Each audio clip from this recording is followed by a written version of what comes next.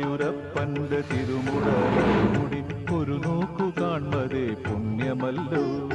തൊഴുകൈകളണമുറിഞ്ഞൊഴുകുന്നതവിടുത്തെ കടലിൽ വീണലിയുവാൻ വേണ്ടിയല്ലോ.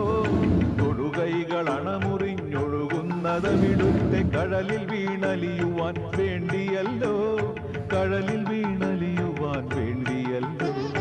ഗുരുവായൂരപ്പന്റെ തിരുമുടലടിമുടി ഒരു നോക്കു കാൺമതേ പുണ്യമല്ലോ. തൊഴുകൈകളണമുറിഞ്ഞൊഴുകുന്നതവിടു